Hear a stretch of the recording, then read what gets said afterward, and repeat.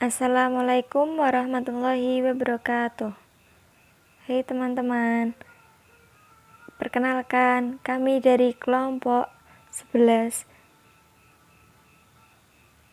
yang beranggotakan saya Wafiq Ainur Rahmah dengan NIM 016, lalu Arifatul Ar-Rahmah dengan NIM 020, dan Badriyatul Mukarramah dengan NIM 034 akan mempresentasikan tentang mekanisme pasar.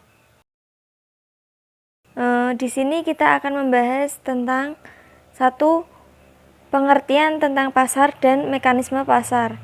Kedua, konsep mekanisme pasar pada masa Rasulullah dan para pemikir ekonomi Islam.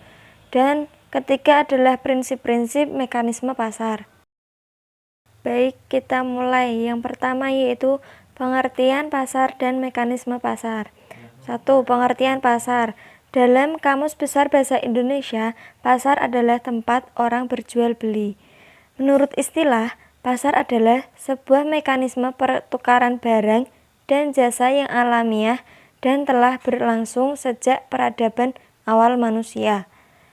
Lalu, menurut kajian ekonomi, pasar adalah suatu tempat atau proses interaksi antara permintaan atau pembeli dan penawaran atau penjual dari suatu barang atau jasa tertentu, sehingga akhirnya dapat menetapkan harga keseimbangan atau harga pasar dan jumlah yang diperdagangkan.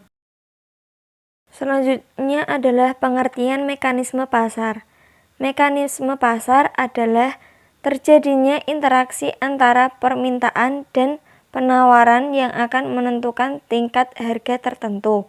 Adanya interaksi tersebut akan mengakibatkan terjadinya proses transfer barang dan jasa yang dimiliki oleh setiap objek ekonomi atau konsumen, produsen, dan pemerintah. Dengan kata lain, adanya transaksi pertukaran yang kemudian disebut sebagai perdagangan adalah salah satu syarat utama dari berjalannya mekanisme pasar. Lalu, pasar pada masa Rasulullah.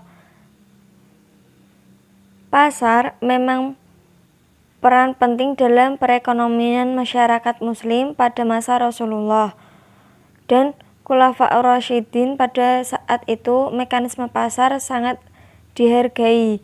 Beliau menolak untuk menetapkan harga manakala tingkat harga di Madinah pada saat itu tiba-tiba naik.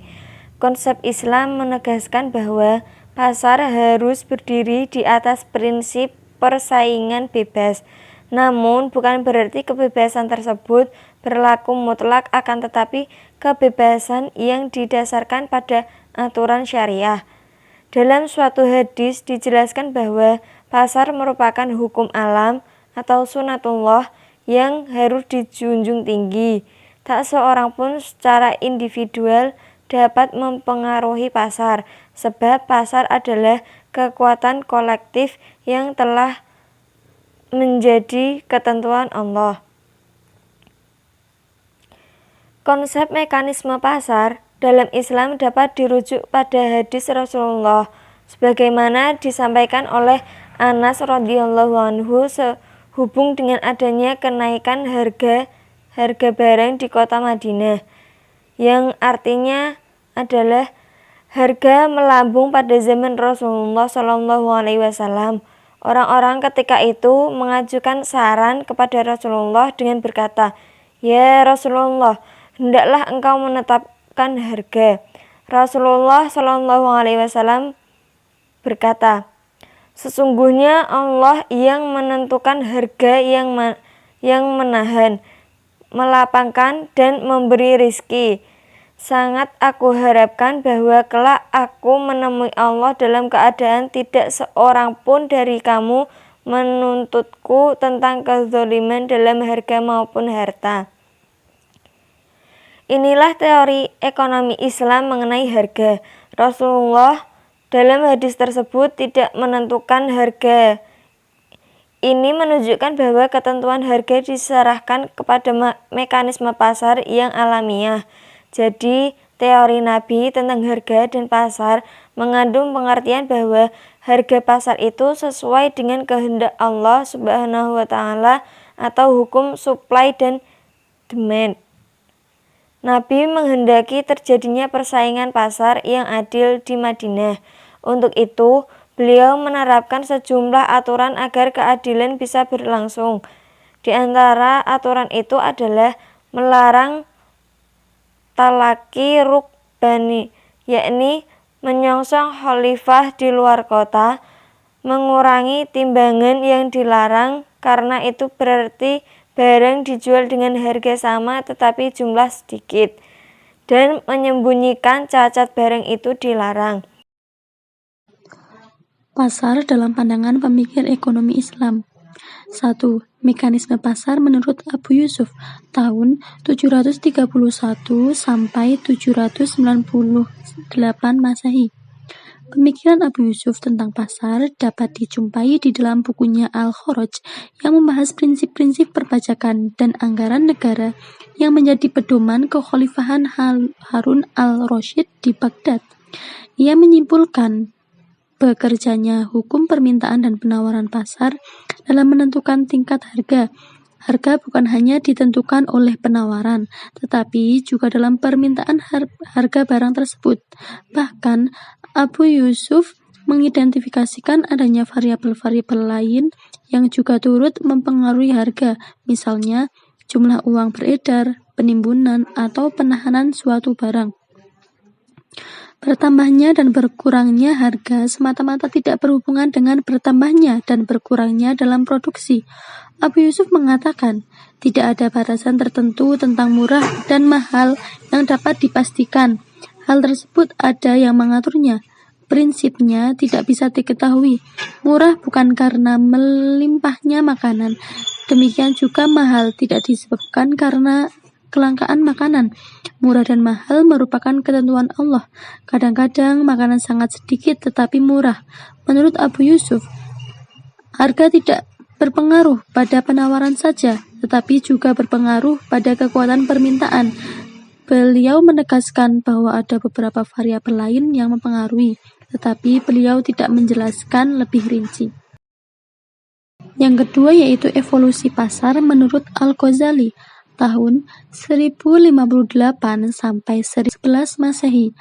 Al-Ghazali mengaitkan segala kegiatan ekonomi dengan moral dan akhlak yang terkandung dalam Al-Quran dan hadis, yaitu berdasarkan prinsip tauhid dan dalam kaitannya dengan mekanisme pasar.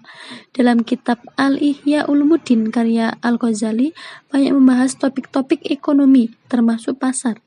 Dalam karyanya tersebut membicarakan barter dan permasalahannya, pentingnya aktivitas perdagangan dan evolusi terjadinya pasar, termasuk bekerjanya kekuatan permintaan dan penawaran dalam mempengaruhi harga. Menurutnya, pasar merupakan bagian dari keteraturan alami. Al-Ghazali menjelaskan tentang kurva penawaran dan permintaan yang berslop positif. Untuk kurva penawaran yang naik dari kiri ke bawah ke kanan atas, sementara untuk kurva permintaan yang turun dari atas ke kanan bawah dijelaskan dengan kalimat, harga dapat diturunkan dengan mengurangi permintaan. Pemikiran Al-Ghazali tentang hukum penawaran dan permintaan memiliki wawasan tentang konsep elastisitas permintaan. Ia mengatakan bahwa mengurangi margin keuntungan dengan mengurangi harga akan meningkatkan volume penjualan, sehingga akan terjadi peningkatan laba. Permintaan harga inelastis yang merupakan kebutuhan pokok, sehingga laba harus minimal mungkin untuk mendorong perdagangan makanan, karena dapat terjadi eksploitasi melalui penerapan tingkat harga dan laba yang berlebihan. Bagi Al-Ghazali, keuntungan merupakan kompensasi dari kesulitan perjalanan, resiko bisnis, dan ancaman keselamatan pedagang. Menurutnya, motif berdagang adalah mencari keuntungan, tetapi ia tidak setuju dengan keuntungannya yang besar, sebagaimana yang diajarkan kapitalisme. Al-Ghazali dengan tegas menyebutkan bahwa keuntungan bisnis yang ingin dicapai seorang pedagang adalah keuntungan dunia akhirat, bukan keuntungan dunia saja. Yang ketiga yaitu pemikiran Ibnu Taimiyah tahun 1263 sampai 1328 Masehi. Ibnu Taimiyah adalah seorang fuqaha yang mempunyai karya pemikiran dalam berbagai bidang ilmu yang luas, termasuk dalam bidang ekonomi. Dalam buku Al-Hisbah fi'il Islam dan Al-Siyasah Asy-Syar'iyyah fi Islah Ar-Ra'i wal Ar-Ra'iyah, Legal Policy to Reform the Rules and the Ruled. Beliau banyak membahas problema ekonomi yang dihadapi saat itu, baik dalam tinjauan sosial maupun hukum fikih Islam. Beliau mengatakan bahwa di dalam sebuah pasar bebas, harga dipengaruhi dan dipertimbangkan oleh kekuatan penawaran dan permintaan. Suatu barang akan turun harganya bila terjadi ketertimpangan dalam produksi atau adanya penurunan impor atas barang yang dibutuhkan. Dan sebaliknya, beliau mengungkapkan bahwa suatu harga bisa naik karena adanya penurunan jumlah yang tersedia atau adanya peningkatan jumlah penduduk yang mengidentifikasikan terjadinya peningkatan permintaan. Naik turunnya harga tidak selalu disebabkan oleh tindakan sewenang-wenang dari penjual. Biasa terjadi penyebabnya adalah penawaran yang menurun akibat inefisiensi atau pemborosan produksi, penurunan jumlah impor barang yang sudah diminta atau karena tekanan pasar. Jika permintaan terhadap barang meningkat dan penawaran turun, maka harga barang akan naik. Begitu juga sebaliknya, jika permintaan turun dan penawaran barang meningkat, maka harga barang akan turun. Beliau menyebutkan ada dua sumber persediaan, yaitu produksi lokal dan impor barang yang diminta. Selanjutnya yaitu permintaan akan barang sering berubah-ubah. Perubahan itu disebabkan beberapa faktor, yaitu keinginan masyarakat terhadap berbagai jenis barang yang berbeda dan selalu berubah-ubah. Jumlah peminat terhadap suatu barang, kuat atau lemahnya terhadap kebutuhan suatu barang, kualitas pembeli barang tersebut, jenis pembayaran yang digunakan dalam transaksi, dan besar kecilnya biaya yang harus digunakan oleh produsen atau penjual.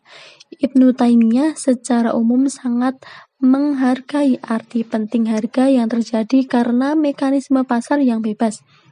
Beliau menolak segala campur tangan untuk menekan atau menetapkan harga, sehingga mengganggu mekanisme yang bebas. Faktor lain yang mempengaruhi permintaan dan penawaran pasar yaitu intensitas dan besarnya permintaan, kelangkaan dan melimpahnya barang, kondisi kredit atau pinjaman dan diskonto pembayaran tunai. Dalam persaingan dan ketidaksempurnaan dalam pasar, Ibnu Taimiyah tidak pernah menggunakan istilah persaingan. Sebaliknya, beliau menjelaskan keadaan persaingan sempurna yang sekarang menjadi jargon ekonomi kuliah. Hal ini jelas menunjukkan bahwa ia menyadari adanya asumsi mengenai persaingan pasar. 4. Mekanisme pasar menurut Ibnu Khaldun pada tahun 1332 sampai 1383 Masehi. Beliau membagi jenis barang menjadi dua macam, yaitu barang kebutuhan pokok dan barang mewah. Menurutnya, bila suatu kota berkembang dan populasinya bertambah, maka persediaan pengadaan barang kebutuhan pokok melebihi kebutuhan, sehingga penawaran meningkat dan akibatnya harga menjadi turun. Sedangkan barang mewah, permintaannya akan meningkat sejalan dengan perkembangan kota dan gaya hidup. Akibatnya harga barang mewah menjadi naik. Pemikiran Ibnu Khaldun tentang pasar termuat dalam buku monumental, yaitu Al-Muqaddimah, yang isinya mendeskripsikan tentang pengaruh kenaikan dan penurunan penawaran terhadap tingkat harga. Beliau menyatakan, ketika barang-barang yang tersedia sedikit, maka harga-harga akan naik. Namun, bila jarak antar kota dekat dan aman untuk melakukan perjalanan, maka akan banyak barang yang diimpor sehingga ketersediaan barang-barang akan melimpah dan harga-harga akan turun. Keuntungan yang wajar akan mendorong tumbuhnya perdagangan, sedangkan keuntungan yang sangat rendah akan membuat lesu perdagangan, karena pedagang kehilangan motivasi untuk kerja. Sebaliknya, jika pedagang mengambil keuntungan yang sangat tinggi, juga akan membuat lesu perdagangan karena lemahnya permintaan dari konsumen. Ibnu Khaldun sangat menghargai harga yang terjadi dalam pasar bebas, namun beliau tidak mengajukan saran-saran kebijakan pemerintah untuk mengelola harga. Lebih banyak untuk memfokuskan kepada faktor-faktor yang memengaruhi harga. Hal ini tentu saja berbeda dengan Ibnu Taimiyah yang dengan tegas menentang intervensi pemerintah sepanjang jalan pasar berjalan dengan bebas dan normal. Muhammad Najatullah Siddiqi dalam buku The Economic Enterprise in Islam menyatakan tentang sistem pasar di bawah pengaruh semangat Islam berdasarkan dua asumsi. Asumsi itu adalah rasionalitas ekonomi dan persaingan sempurna. Berdasarkan asumsi ini, sistem pasar di bawah pengaruh semangat Islam dapat dianggap sempurna. Sistem ini menggambarkan keselarasan antar kepentingan para konsumen. Rasionalitas ekonomi adalah upaya-upaya yang dilakukan oleh produsen dan konsumen dalam rangka memaksimumkan kepuasannya masing-masing. Pencapaian terhadap kepuasan sebagaimana tersebut tentunya harus diproses dan ditindaklanjuti secara berkesinambungan, dan masing-masing pihak hendaknya mengetahui dengan jelas apa dan bagaimana keputusan yang harus diambil dalam pemenuhan kepuasan ekonomi tersebut. Muhammad Najatullah Siddiqi menyimpulkan bahwa ciri-ciri pendekatan Islam dalam hal mekanisme pasar adalah 1. Penyelesaian masalah ekonomi yang asasi atau konsumsi, produksi, dan distribusi dikenal sebagai tujuan mekanisme pasar. 2. Dengan berpedoman ajaran Islam, para konsumen diharapkan bertingkah laku sesuai dengan mekanisme pasar, sehingga dapat mencapai tujuan yang dinyatakan di atas. 3. Jika perlu, campur tangan negara sangat penting diberlakukan untuk normalisasi dan memperbaiki mekanisme pasar yang rusak, sebab negara adalah penjamin terwujudnya mekanisme pasar yang normal. Mekanisme pasar di sini dapat diyakini akan menghasilkan sesuatu yang adil dan arif dari berbagai kepentingan masyarakat yang bertemu di pasar. Dan pendukung paradigma pasar bebas telah melakukan berbagai upaya akademis untuk meyakinkan bahwa pasar adalah sebuah sistem yang mandiri yang berusaha berbuat adil dan bijaksana. Prinsip-prinsip mekanisme pasar dalam Islam. Konsep mekanisme pasar dalam Islam dibangun atas prinsip-prinsip sebagai berikut. 1. Ar-ridho, yakni segala transaksi yang dilakukan haruslah atas dasar kerelaan antara masing-masing pihak. 2. Berdasarkan persaingan sehat. Mekanisme pasar akan terhambat bekerja jika terjadi penimbunan atau ihtikar atau monopoli. Monopoli dapat diartikan setiap barang yang penahanannya akan membahayakan konsumen atau orang banyak. 3. Kejujuran atau honesty merupakan pilar yang sangat penting dalam Islam, sebab kejujuran adalah nama lain dari kebenaran itu sendiri. Islam melarang tegas melakukan kebohongan dan penipuan dalam bentuk apapun, sebab nilai kebenaran itu akan berdampak langsung pada para pihak yang melakukan transaksi dalam perdagangan dan masyarakat secara luas. 4. Keterbukaan atau transparansi serta keadilan atau justice. Pelaksanaan prinsip ini adalah transaksi yang dilakukan dituntut untuk berlaku benar dalam pengungkapan kehendak dan keadaan yang sesungguhnya. Sekian presentasi dari kelompok kami.